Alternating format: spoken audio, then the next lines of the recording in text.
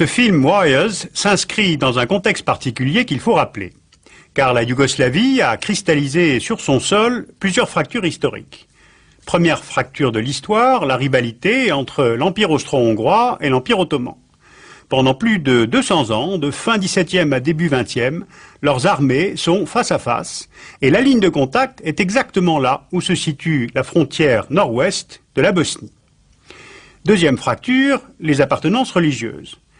Pendant cette colonisation ottomane, la plupart des habitants de la Bosnie deviennent musulmans.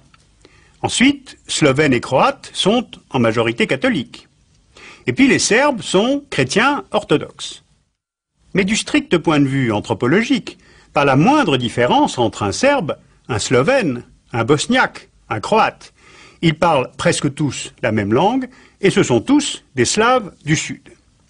D'ailleurs, après le démantèlement de ces empires austro-hongrois et ottomans, c'est le nom que prend le pays, Yougoslavie, pays des Slaves du Sud, dont vous voyez là l'enveloppe.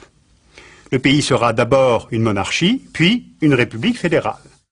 Car en 1946, le maréchal Tito instaure une fédération de 6 républiques pour tenter de calmer les nationalismes que la Deuxième Guerre mondiale a exacerbés.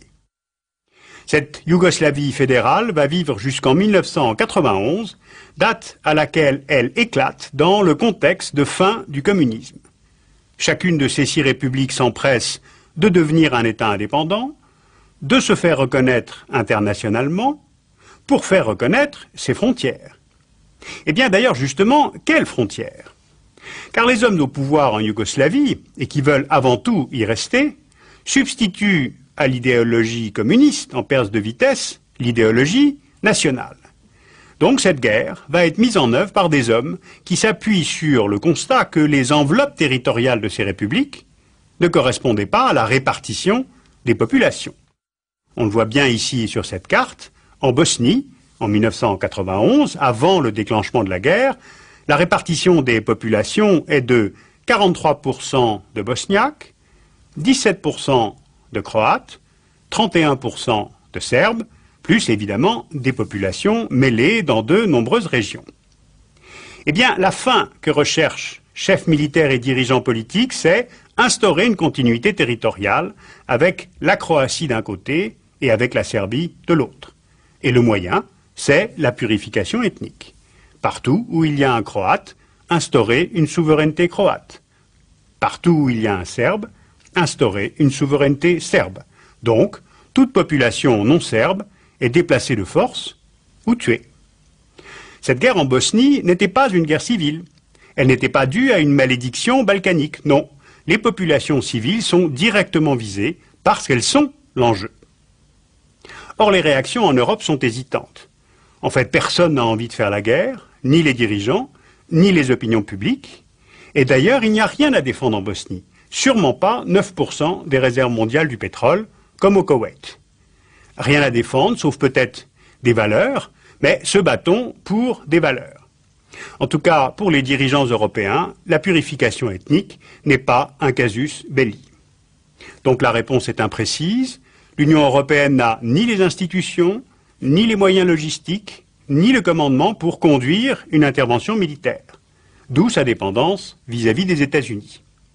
Mais comme il n'est pas possible de ne rien faire, la France, l'Italie, les Pays-Bas, la Grande-Bretagne envoient des soldats sous l'égide des Nations Unies. On ne les envoie pas faire ce qu'ils savent faire, c'est-à-dire la guerre ou de l'interposition, mais ce qu'ils ne savent pas faire, c'est-à-dire de l'humanitaire. Avec un mandat flou, avec une chaîne de commandement trop longue, et leur présence, à contre-emploi, ne répond pas aux problèmes posés, politiques, militaires, ni encore moins humains. C'est exactement ce que raconte le film. Celui-ci rappelle que rien, évidemment, ne devait être fait qui puisse cautionner la purification ethnique en 1992.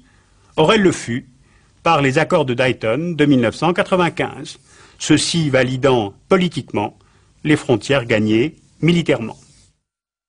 Nous avons été les témoins furieux et impuissants de ce que raconte ce film. On ne peut donc qu'insister pour que le tribunal pénal international juge Karadzic, Mladic, Milosevic. Le refus des Européens à s'interposer en Bosnie, notre refus, a conduit évidemment Milosevic à recommencer au Kosovo. Alors on finit par se demander si ne pas vouloir faire la guerre ne conduirait pas justement à la guerre.